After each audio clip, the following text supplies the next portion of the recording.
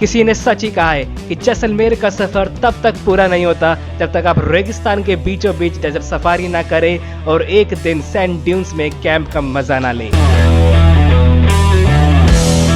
तो आज के इस सफर पे मैं करूंगा डेजर्ट सफारी और आपको बताऊंगा उसकी कॉस्टिंग और वो 3 तरीके जिससे आप बुक कर सकते हो एक छोटा सा ट्रिप। और साथ ही साथ मैं आपको यह भी बताऊंगा कि रेगिस्तान के बीचों बीच सैंड ड्यून्स में कैसा होता है कैंप का एक्सपीरियंस।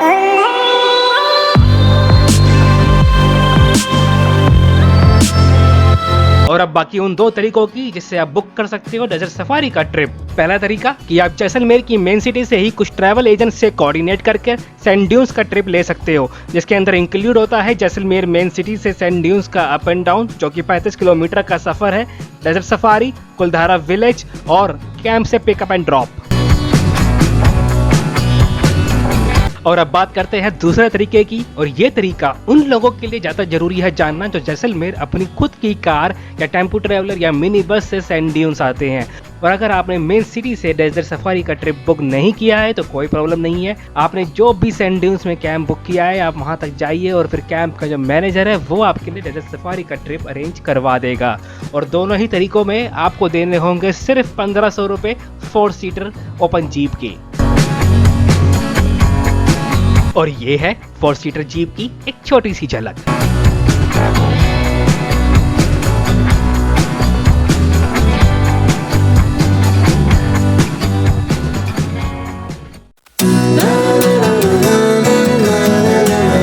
और अब एक जरूरी सूचना, अगर आप अपनी प्राइवेट कार से सैंड ड्यून्स जा रहे हैं तो मेक श्योर कि आपकी कार में पेट्रोल पूरा हो, क्योंकि रास्ते में आपको कोई भी पेट्रोल पंप नहीं मिलेगा। रेगिस्तान में आकर एक चीज तो बनती है और वो है ऊंट की सवारी।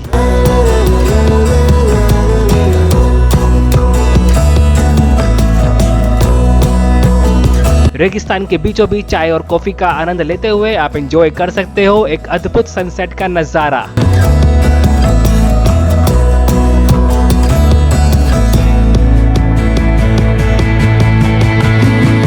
एक एडवेंचरस डेजर्ट सफारी के बाद हम पहुंचे अपने कैंप सुल्तान रिसोर्ट में।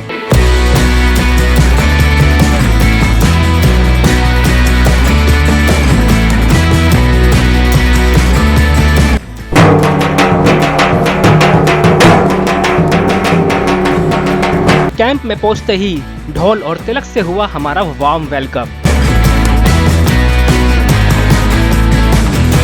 ये कैंप आप बुक कर सकते हो किसी भी ऑनलाइन पोर्टल के थ्रू। मैंने बुक किया था मेक माई ट्रिप के थ्रू और मुझे पड़ा था 2500 रुपए का, जिसके अंदर डिनर और ब्रेकफास्ट इंक्लूडेड था।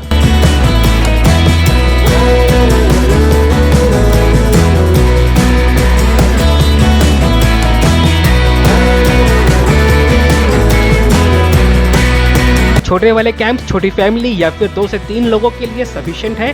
आप बड़े वाले कैंप भी बुक कर सकते हो अगर आपके पास ज्यादा लोग हैं तो।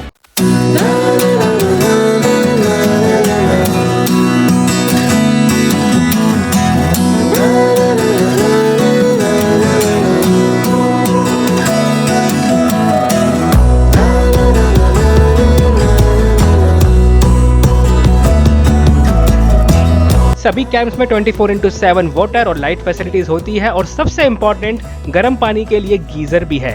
रेगिस्तान में 24 घंटे पानी मिलना बहुत बड़ी बात है और ये सुल्तान रिसोर्ट इस चीज का खास तौर पे ध्यान रखता है कि किसी भी ट्रैवलर को पानी की कमी ना हो।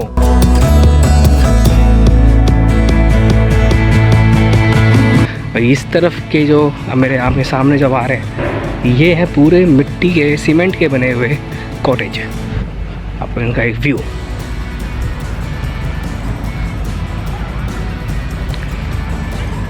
ये वाले जितने भी हैं ये सब के सब बने हुए हैं सीमेंट के।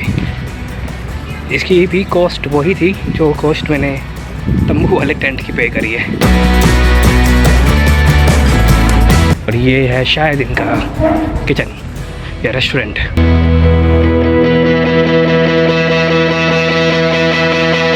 और यहाँ पे है लकड़ियों का झुंड जहाँ पे शायद होगा रात को बोनफायर।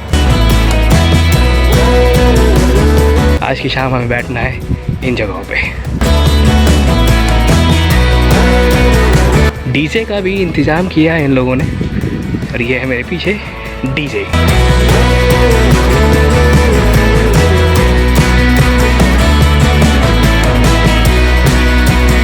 गर्मा गर्म चाय और पकौड़ों के साथ हुई राजस्थानी कल्चर और फोक डांस की शुरुआत। मेहमान बन के पधारे और हमें जो मेहमान नवाजी का मौका दिया है तो इसमें भला हम कोई कसर क्यों छोड़े। आप सबका सम्मिलित रूप से स्वागत करूंगा एक गाने द्वारा, और गाना राजस्थान की लोक संस्कृति का काफी जाना माना और लोकप्रिय गाना है।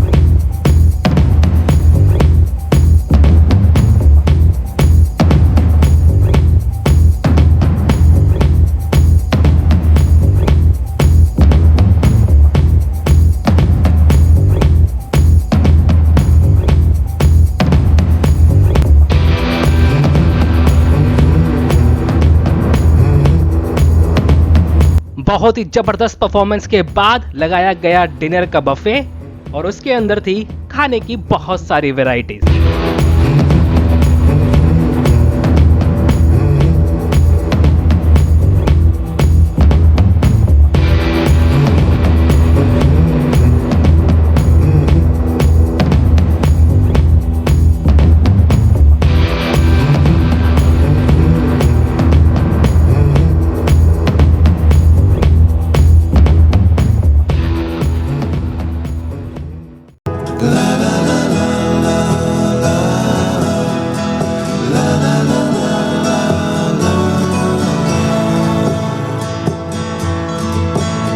सुबह हमें कैंप की तरफ से ब्रेकफास्ट मिला और उसके बाद रेगिस्तान और सैंड ड्यून्स को हमने कहा अलविदा और वापस चल पड़े जैसलमेर की मेन सिटी की तरफ।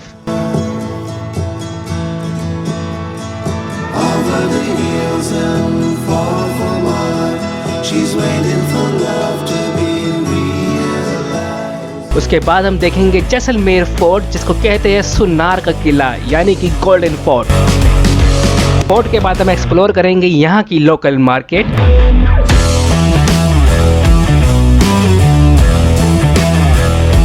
उसके बाद हम देखेंगे सूर्य टेम्पल और बात करेंगे कुछ विदेशी ट्रैवलर्स के साथ। उसके बाद हम जाएंगे पटवाओं की हवेली पर और जानेंगे उसके पीछे का रहस्य। और आखिरी में हम देखेंगे जैसलमेर की सबसे फेमस लेक गदीसर लेक को और करेंगे थोड़ी सी बोटिंग। तो जैसलमेर के इस सफर पे मेरे साथ बने रहिए। आने वाले वीडियोस में मैं आपको दिखाऊंगा जैसलमेर की बहुत खास चीजें अपने कैमरे से।